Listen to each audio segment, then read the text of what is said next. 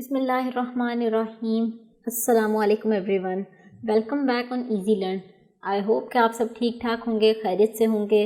तो चलते हैं हम आज के लेक्चर की तरफ। और लेक्चर स्टार्ट करने से पहले अगर मैं आपको थोड़ा सा ओवरव्यू दे दूं तो हमने अभी तक क्वेश्चन नंबर 4 तक कंप्लीट कर लिए थे अपने lectures.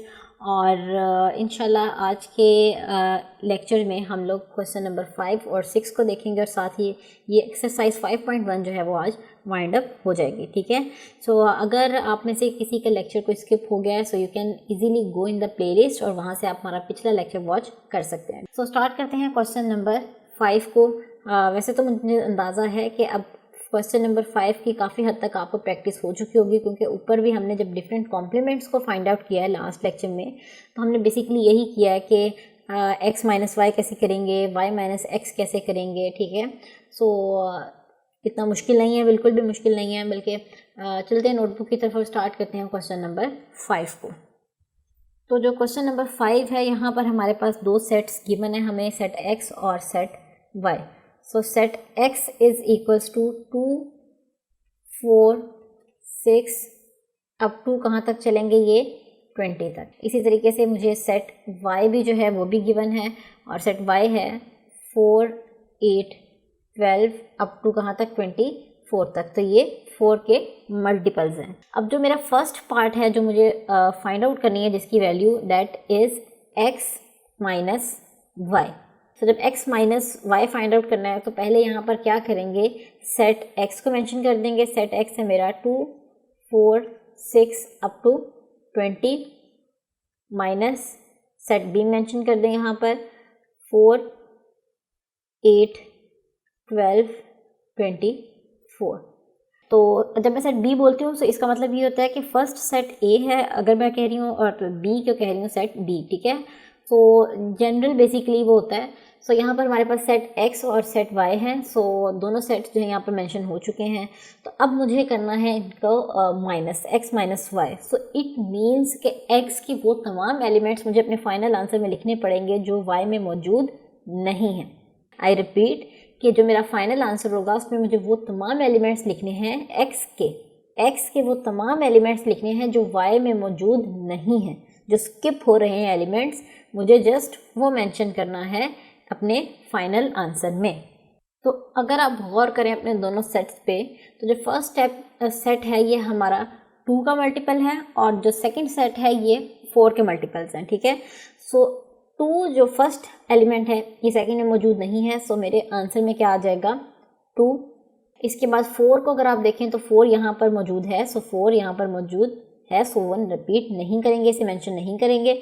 The next element is 6 आएगा क्योंकि 6 4 के मल्टीपल्स में नहीं आ रहा। ठीक है।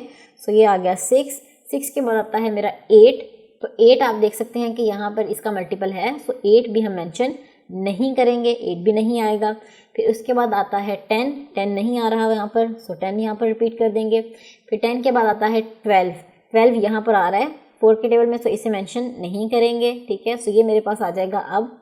उसके बाद नेक्स्ट 12 के बाद 14 इस सेकंड सेट में नहीं आ रहा। सो यहाँ पर आ जाएगा 14। इसके बाद आता है 16 इस 4 के टेबल में आता है, सो उसे मेंशन नहीं करेंगे। फिर मेरे पास नेक्स्ट एलिमेंट आएगा 18, और 18 के बाद आता है 20। तो 20 यहाँ पर मौजूद है और वो सेकंड सेट में भी मौजूद है। सो अब मुझे सेकंड की तक नहीं जाना, सेकंड सेट तो है वो तो 24 तक जा रहा है। सो मुझे सिर्फ फर्स्ट सेट के एलिमेंट्स को चेकआउट करना है कि जो मौजूद नहीं है। सो फर्स्ट सेट जो है मेरा 20 पे एंड हो रहा है, सो मुझे 20 से आगे चेक नहीं करना। सो इसका मतलब यही मेरा फाइनल आंसर हो जाएगा। ठीक है।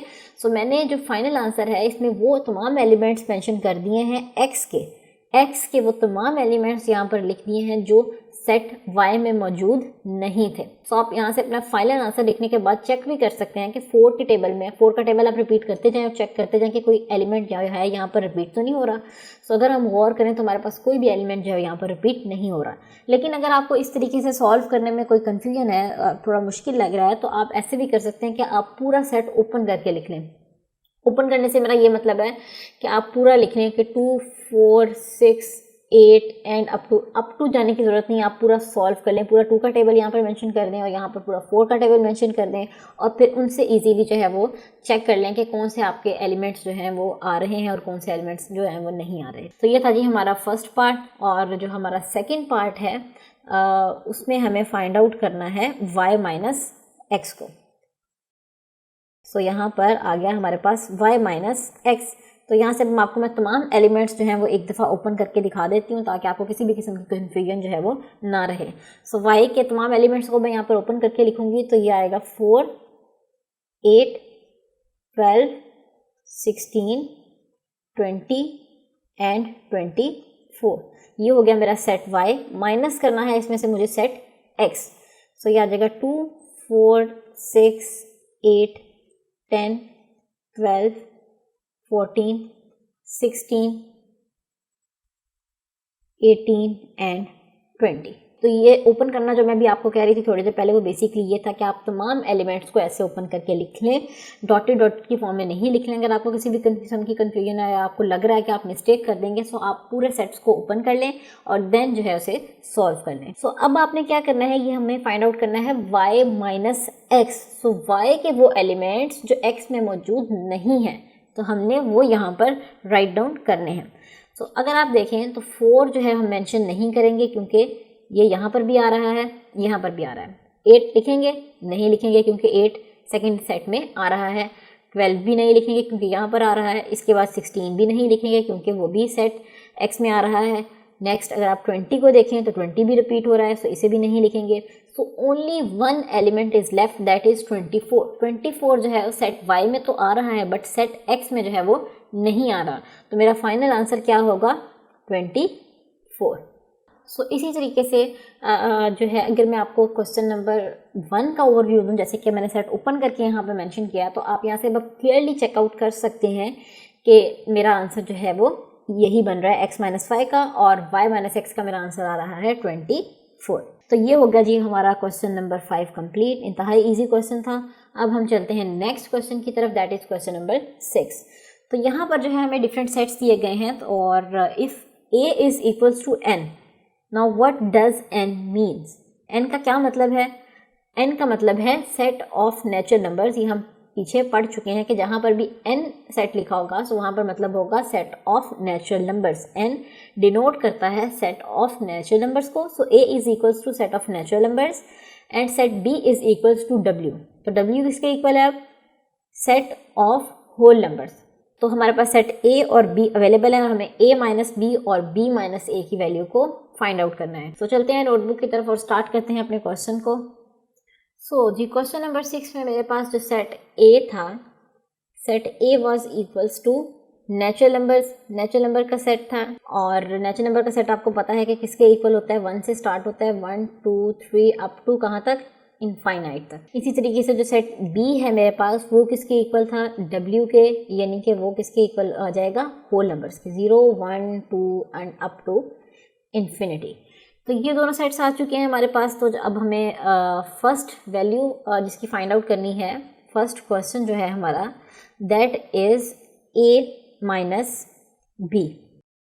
सो यहाँ पर जो है a किसके इक्वल था?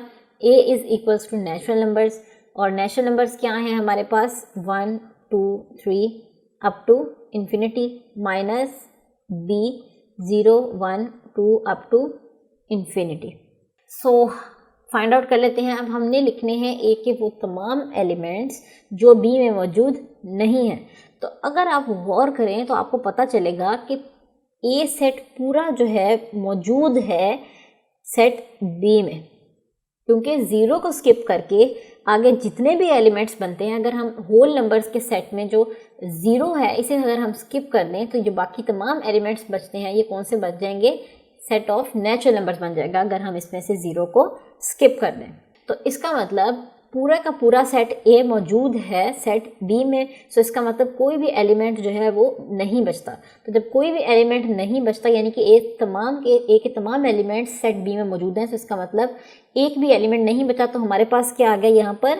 एम्प्टी सेट, यानी कि खाली सेट, नल सेट, यानी कि हमारा कोई भी एलिमेंट नहीं आएगा ए माइनस बी में, क्योंकि ए पूरे का पूरा मौजूद है बी में, इस वजह से ए माइनस बी का हमारा आंसर आ गया एम्प्टी सेट।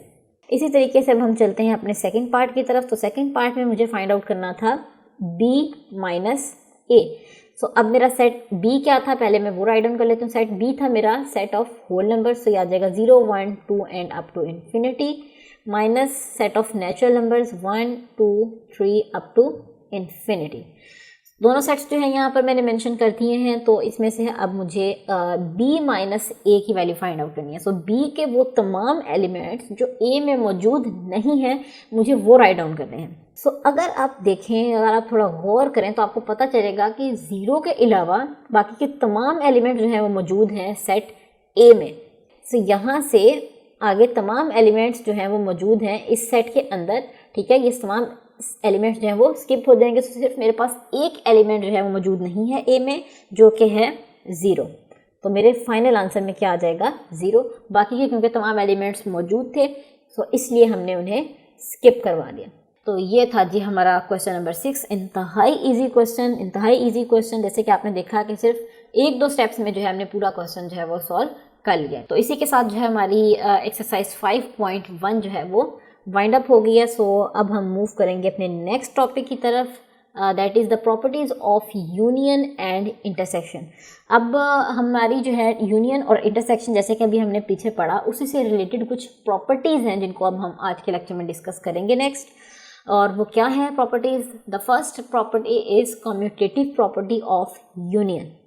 अभी हम प्रॉपर्टी किसकी पढ़ रहे हैं? यूनियन की। कम्यूटेटिव मीन्स जगह चेंज करना। जैसे कि आप यहाँ से देख सकते हैं कि A union B is equals to B union A। ये हमने पीछे फाइंड आउट भी कर चुके हैं इस चीज़ को। जैसे जैसे ये क्वेश्चन हम सॉल्व कर रहे थे वहीं पर मैंने आपको साथ साथ बताया था कि A यूनियन B का आंसर आ रहा है B यूनियन A के इक्वल।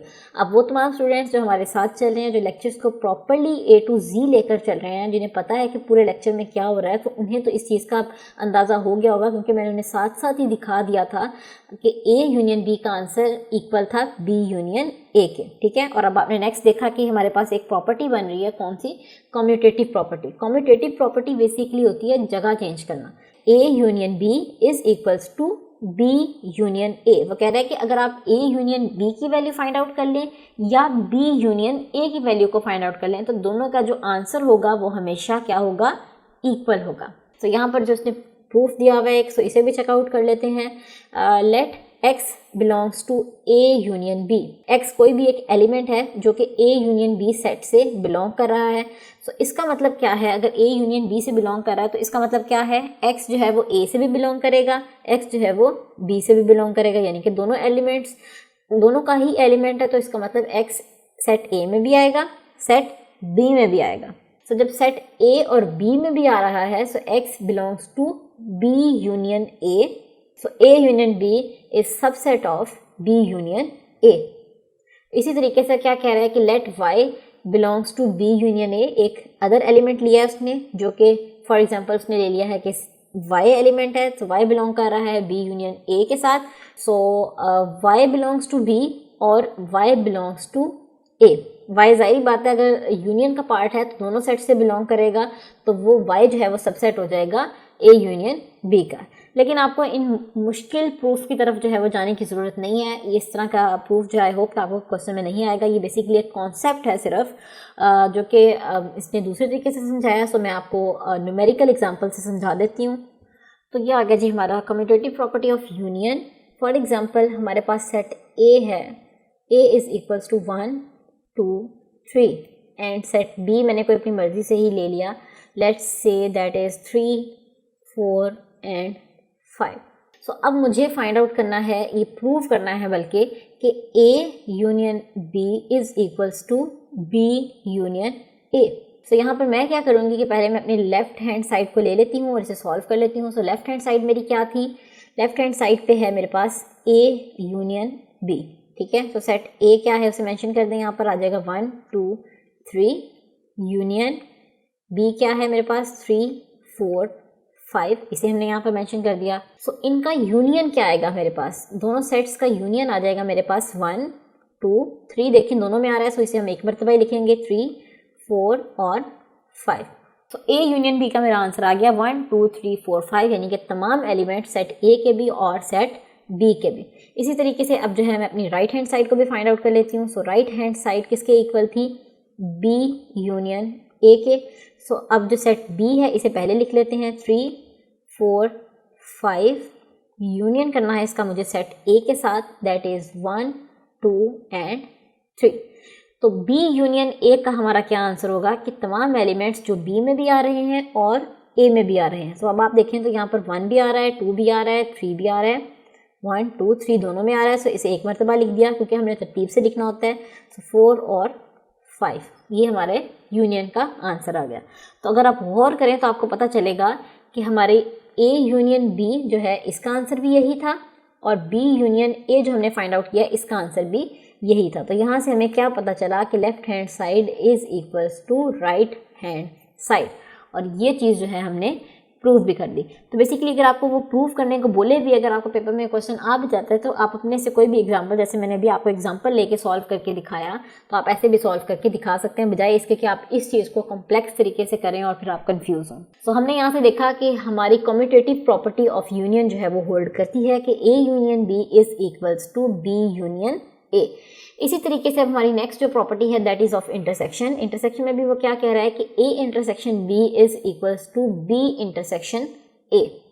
तो अब जो इंटरसेक्शन की प्रॉपर्टी है उसमें भी जो है मैं आपको एग्जांपल लेके चेक करके दिखा देती हूँ कि हमारी A intersection B either it is equals to B intersection A और नॉट। तो चलते हैं नोटबुक की तरफ, इसी एग्जांपल को आगे सॉल्व करते हैं। सो हमें क्या करना है कि हमें ये प्रूव करना है कि A intersection B is equals to B intersection A.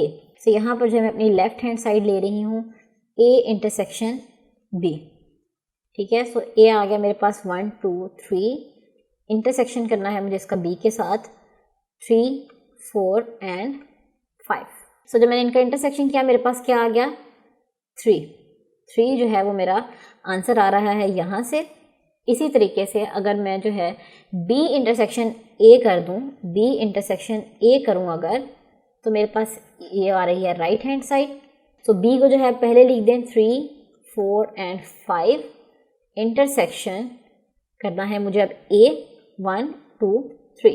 तो अगर आप गौर करें तो यहाँ से जो है मेरे पास एक वैल्यू आ रही है कॉमन जो कि है 3 यहाँ पर भी और यहाँ पर भी, तो इसका आंसर मेरा क्या आ गया 3। सो यहाँ से एक बात क्लियर हो गई कि हमारी लेफ्ट हैंड साइड और राइट हैंड साइड जो है वो इक्वल हो गई और A intersection B is equals to B intersection A. So जगह रिप्लेस करने से कोई भी फ़र्क नहीं पड़ता, यहाँ पर भी जो कम्यूटेटिव प्रॉपर्टी है वो होल्ड करती है। तो ये हमारी ये दो प्रॉपर्टीज़ हो गई जिनको हमने डिस्कस कर लिया, एक यूनियन की प्रॉपर्टी को डिस्कस कर लिया और इंटरसेक्शन की प्रॉपर्टी को डिस्कस कर लिया। बट दोनों जो प्रॉपर्टीज़ हमने डिस्कस की हैं वो बेसिकली कम्यूटेटिव प्रॉपर्टीज़ थी, ठीक है। सो ये था जी हमारा आज का लेक्चर। सो इंशाल्लाह जो नेक्स्ट लेक्चर है उसमें हम लोग नेक्स्ट प्रॉपर्टीज़ को डिस्कस करेंगे, और तब तक के लिए आप इन्हीं आज के लेक्चर को प्रैक्टिस कीजिए और कोशिश करिए एक दफ़ा देख कर आएँ अपने नेक्स्ट लेक्चर को, क्योंकि ये जो प्रॉपर्टीज़ हम डिस्कस कर रहे हैं ये काफ़ी हद तक हम चीज़ें जो है पीछे डिस्कस कर चुके हैं। सिर्फ फ़र्क इतना है कि ये यूनियन और इंटरसेक्शन की प्रॉपर्टीज़ हैं, अदरवाइज इनमें कोई भी चेंजिंग्स नहीं है। तो हमारा आज का लेक्चर जो है उसका टाइम ख़त्म हो रहा है यहाँ पर। तो इंशाल्लाह हम आपसे मिलेंगे अपने अगले लेक्चर में। तब तक के लिए मुझे दीजिए इजाज़त। अल्लाह हाफ़िज़।